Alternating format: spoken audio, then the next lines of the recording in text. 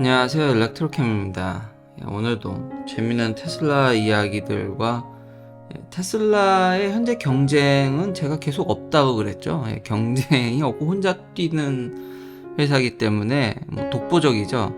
그러나 이런 회사의 좀 최대적 현재 그런 부분에 대해서 국제 정세와 더불어서 한번 이야기를 해볼까 합니다. 시작하기 앞서 스터디님 감사합니다. FSD 베타 한국에 언젠간 출시가 되겠죠. 테슬라는 모든 전 세계에 FSD 베타를 서비스하는 게 목표이기 때문에 출시가 당연히 가능성은 높습니다. 근데 문제는 언제냐죠. 근데 조심스럽게 예측하는 거는 그렇게 빨리 되진 않을 것 같습니다. 한국에서 테슬라가 전기차를 얼마나 파는지 규모를 본다라 그러면 아무래도 큰 규모인 유럽과 중국을 그리고 인공지능 특성상 데이터를 더 얻기가 더 쉽고요. 그런 면들을 고려했을 때 좀 많이 밀리지 않을까라는 생각이 듭니다. 근데 출시를 할 겁니다. 전 세계적으로 다 뿌리긴 할 겁니다. 근데 이래서 시장 규모가 중요한 겁니다.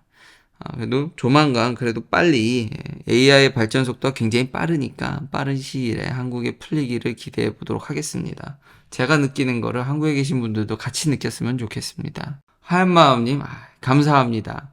지금 플레드로 뉘를 그 발음 힘들죠. 독일어다 보니 지금 테슬라도 영상을 공개를 했고요. 유튜브에 기록을 자신들이 세워놨던 전 기록을 10초 가까이 당기긴 했습니다.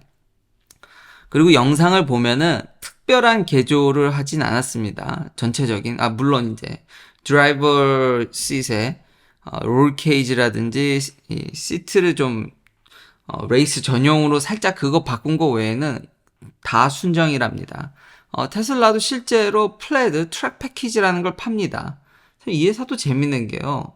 차를 팔아놓고 거기에 이제 물론 근데 독일 3사도 이런 일을 많이 했죠. 오히려 테슬라가 좀 더 심플해 보이기도 합니다.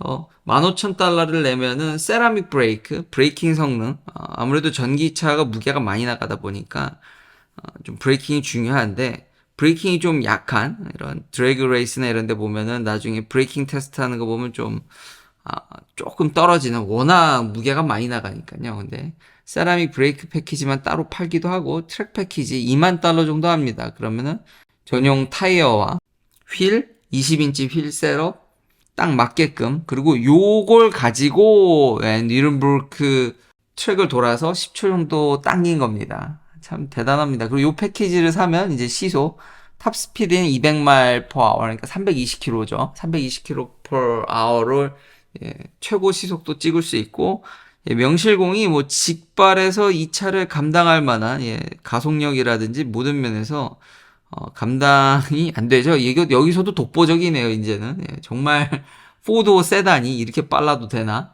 근데 아무래도 무게가 있다 보니까 코너링은 어떨지 그래서 제가 더 조사를 해봤는데요. 이미 포르쉐 타이칸보다는 훨씬 빠릅니다. 한 8초인가 그 정도? 여기 보면은 타이칸이 한 7분 33초 정도? 지금 7분 25초니까 8초 정도 당겼네요. 그러니까 경쟁사인 포르쉐 타이칸을 그냥 가뿐히, 그렇죠. 이런 서킷에서 8초면 큰 거죠. 그래서 대체적으로 시간이 어떤가를 좀 봤는데요. 그러니까 4도어 세단 위주로 봤습니다. 그러니까 탑 10을 보면요, 다 스포츠카입니다. 경량 스포츠카고 진짜 어마무시하게 6분대 애들은 프로토타입이거나 정말 소량 만드는 거기 때문에 대량 생산을 한 차들 중에 세단만 뽑아봤는데요.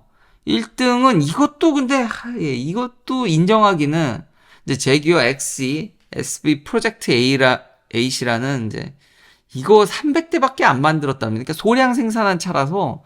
근데 이제 스트릿 리걸이랍니다. 그러니까 법적으로 문제가 없기 때문에 랭킹에 들어왔는데 많이 판 차는 아니라서 이걸 좀 제규어 차를 인정하기는 좀 그렇고요. 명실상부 제대로 1등이 이제 머세데스 벤츠 AMG GT 63S 4매릭 플러스가 7분 23초입니다. 이게 1등이라고 봐야겠죠. 2등은 포르쉐 파나메라입니다. 타이칸이 아니라. 내연기관들이 아무래도 이게 좀 가볍다 보니까 코너링에서 점수를 많이 따는 것 같습니다. 4등이지만 1등을 제외하면 이제 3등이 AMG GT63S죠. 이게 7분 25초니까 요거랑 비슷하겠네요. 여기 지금 기록한 게 7분 25초 231이기 때문에 그러네요. AMG GT63S보단 빠르네요. 요 급이라고 보시면 될 것 같습니다. 뭐 직선에서야 1000마력이 넘기 때문에 감당이 안 되지만 이제 명실상부하게 코너링에서도 이 정도면은 제가 누누이 얘기하는 모델 S는 내연기관과 큰 차이가 나진 않죠. 주행거리부터 해서 참 매력적인 퍼포먼스적인 측면에서는 최고의 차입니다. 그래서 제가 좋아하는 거죠. 자, 오늘 테슬라 관련된 이야기들을 좀 그래도 이제 본격적인 테슬라의 최대 적을 얘기하기 전에 주식도 계속 오르고 있죠. 야, 고금리에 다시 한번 리세션 우려가 있지만 그놈의 리세션 진짜 오는 건지 마는 건지 그러니까 대응의 영역인 거지 예측을 할 수 있는 건 아닙니다. 근데 계속 꾸준히 야금야금 테슬라 주식이 올라가는 모습이 보여집니다. 다시 한번 오랫동안 낮은 데서 놀 거라는 예측은 그냥 가뿐히 무시해주는. 근데 앞날은 어떻게 될지 모르죠. 그러니까 제가 얘기하고 싶은 거는 주식의 예측은 그 기대감이라는 거는 다시 한번 어렵기 때문에 너무 도박을 안 하셨으면 좋겠습니다. 그리고 월가의 중론이 제가 얘기했듯이 모델 3의 이제 풀 텍스 크레딧으로 인해서 판매량에 의심하는 사람이 없습니다. 엄청나게 이미 팔릴 거라고 예상을 하고 있고 실제로 제가 살짝 내려갔다라는 거 보여드렸죠. 데이터로. 요거. 근데 이미 많은 월가 예측이 이미 내려가고 있다라는 겁니다. 당연히 가격이 캠리랑 이제 견줄 정도로 싸졌는데 안 팔릴 수가 없죠. 근데 아마 배터리는 중국제가 아닌 것으로 보이니까 마진은 떨어졌겠지만 그래도 판매량이 기하급수적으로 결국 이런 식으로 팔아대면은 지금 중국의 데이터도 볼 건데 지금 역대급 레코드로 올라가고 있거든요. 지금 2022년 대비 지금 중국의 판매량은 압도적입니다. 그리고 미국에서도 모델 3를 통해서 이런 식이면은 판매량은 200만 대를 맞출 것으로 보여집니다. 근데 중국산 배터리가 안 들어가니까 마진이 소폭 줄을 수도 있는데요. 제가 하고 싶은 얘기는 이미 경쟁이 없고요. 경쟁사들이 굉장히 힘들어하고 있고 GM 베라 CEO가 대체적으로 테슬라 칭찬하는 거를 되게 안 하는 사람 중 하나거든요. 맨날 기자들이 계속 코치코치 이렇게 아픈 데를 계속 찌르지 않습니까? 인터뷰하면 테슬라보다 뭐 테슬라는 어떤데? 테슬라보다 나은 게 없어 보이고 너 이렇게 가지고 테슬라보다 뭐 더 잘 팔 수 있겠니? 돈은 벌 수 있겠니? 이런 얘기에 대해서 두리뭉실 회피하는 기술을 보여줬는데 최근에는 테슬라를 인정을 했습니다. 그냥 대놓고. 이미 포드는 옛날부터 인정하고 있었고 돈 벌기가 쉽지 않은데 테슬라는 싸게 팔면서도 거기서 돈까지 벌고 있다라는 거죠. 소프트웨어 기업이기 때문에 FSD 베타라든지 지금 ESS가 폭발할 조짐이 보이고 있기 때문에 여기서 마진 조금 준다 할지라도 이익은 절대적 이익은 계속 늘 거고 이미 ESS라든지 배터리 보조금을 상당히 미국에서 생산하면요 보조금이 있습니다. 그러니까 그게 줄어드는 마진 폭이 저는 그렇게 크게 우려가 되지 않습니다. 이미 사업이 굉장히 다각화되어 있고 다른 데서의 이익은 지금 폭발적으로 증가와 이런 식의 대응은 또 다른 보조금을 받을 수 있는 여지가 있기 때문에 참 역대급으로 이런 어려운 고금리 상황에서도 이익을 내지 않을까라는 생각이 듭니다. 정말 혼자 뛰고 있고요. 모델 S랑 X도 보면은 이 인센티브를 지금 앱에 들어가면 이런 모습이거든요. 인센티브가 늘었습니다. S랑 X도 이러면 좀 더 판매가 촉진되지 않을까. 그리고 바이어분들은 지금 실제로 1000불을 추가로 할인받고 3개월 FSD를 공짜로 쓰실 수 있습니다. 그러니까 S랑 X의 리퍼럴도 더 크게 올리고 사시는 분들한테는 직접적으로 가격 깎아주고 이제 풀 셀프 드라이빙의 맛을 더 잘 보이기 위해서. 그리고 기존에 있는 오너들도 같은 혜택을 받습니다. 또 사게 되면은. 그래서 제가 자꾸 심쿵심쿵 하는데 퍼포먼스적인 측면에서 다시 한번 주행거리가 아직은 크리티컬하기 때문에 제가 이 섣불리 그래서 이게 X로 못 가고 있는 S에 스틱하고 있는데, 그리고 제 리퍼럴 코드를 써주시면 정말 감사하겠습니다. 근데 굳이 뭐 이 채널에 들어오시는 분들이 뭐 저를 좋아하셔서 들어오신 분들도 있지만 뭐 저를 다 좋아할 수는 없죠. 모든 사람을 만족하는 법은 없습니다. 그러니까 굳이 제 리퍼럴 코드를 쓰시지 않으셔도 주변에 테슬라를 갖고 계신 분들의 리퍼럴 코드를 꼭 쓰셔서 구매를 하셨으면 좋겠습니다. 왜냐면 이런 할인 혜택이 있기 때문에 굳이 제 걸 쓰지 않으셔도 서로 이런 혜택을 받고 차를 조금이라도 좀 더 싸게 사면 좋은 거 아니겠습니까? 굳이 제가 아니더라도 주변에 오너분들이 있으면 그분들의 리퍼럴 코드를 쓰시는 것도 적극 권장드립니다. 이미 CEO들도 이렇게 다시 한번 주변 CEO들도 그렇고 적이 없고 지금 판매 대수는 중국을 필두로 여기도 그렇고 ESS도 그렇고 순항하고 있습니다. 그리고 파나소닉이 지금 더 기가 네바다에 배터리 증산을 할 것으로 보입니다. 테슬라가 지속적으로 압박을 하고 있고 지금 파나소닉은 뭐 전량 테슬라에 거의 뭐 종속되어 있기 때문에. 그리고 더 재미난 얘기도 했는데요, 인터뷰에서. 파나소닉이 캔자스에 있는 이제 새로 짓는 공장에서 2170을 생산할 거라고 해서 실망하신 분들이 있는데, 거기서도 4680을 생산할 것으로 보입니다. 지금 노력하고 있다라는 듯한 인터뷰를 계속 하고 있습니다. 지금 4680이 나오냐 안 나오냐 이거는 이제는 어찌 보면은 크게 테슬라한테는 물론 중요하죠. 중요한데 정말 아킬레스건 아주 크리티컬해 보이지는 않습니다. 그러니까 경쟁사들의 추격이 너무 더디고 그리고 독보적인 데다가 규모가 이제 200만 대 수준이면은 사실상 모든 배터리 벤더들을 발 아래 두고 있기 때문에 물론 그럼에도 불구하고 배터리 회사를 지속적으로 견제를 해야 되기 때문에 본인들이 만들려고 하겠죠.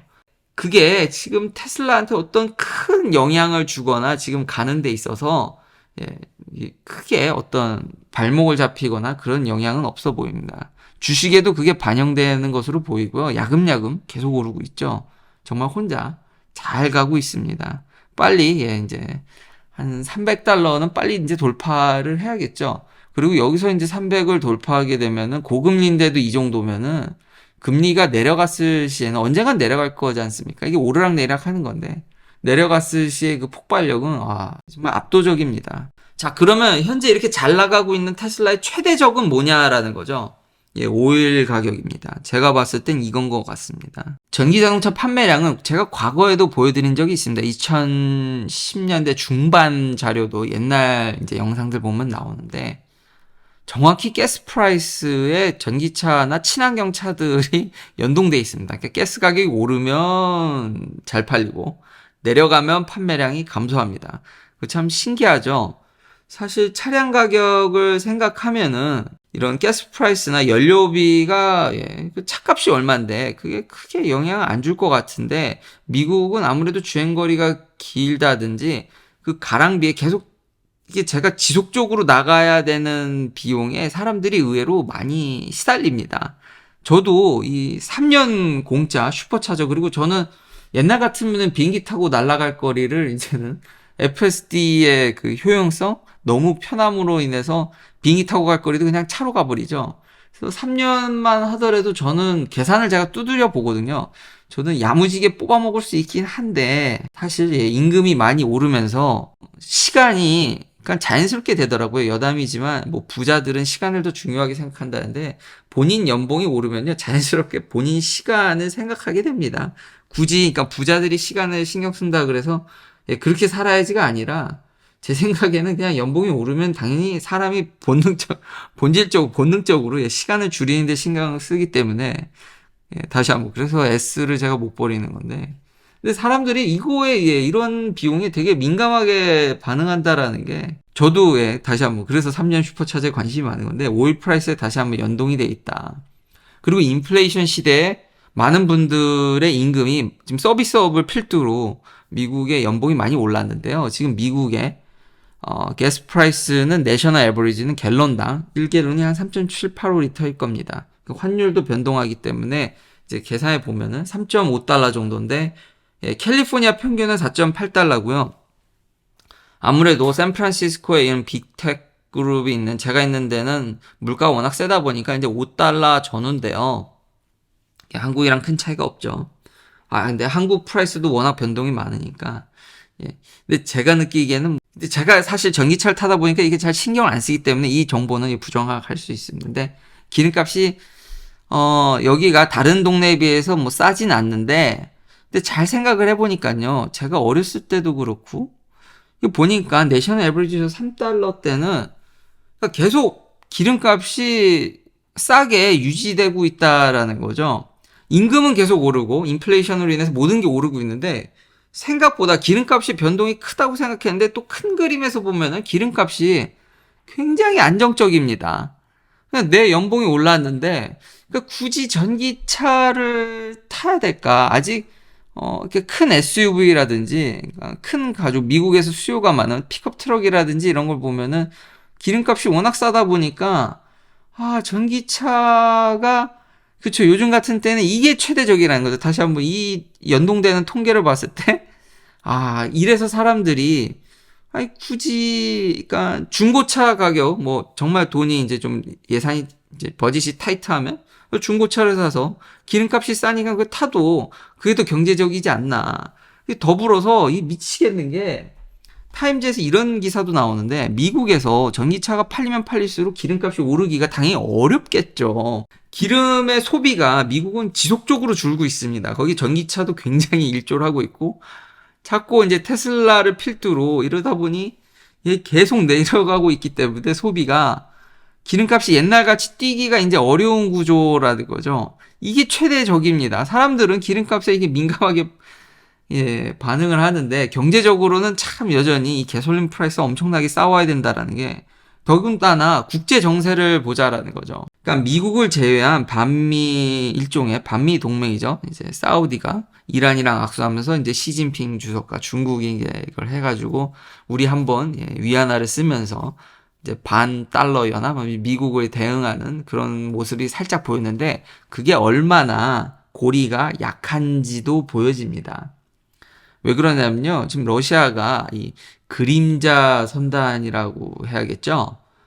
섀도우 플릿. 지금 사우디가 감산을 하려고 있죠. 오일 프라이스를 떠받들어야 되기 때문에 지금 뭐 네옴시티라든지 사우디도 경제를 발전시키려면 이게 적정 가격이 유지돼야 되고, 미국 내에서도 셰일 푸시는 분들이 100달러 아니면 의미가 없다라고 하는데 지금 뭐 70달러대인가요? 엄청 내려가 있죠.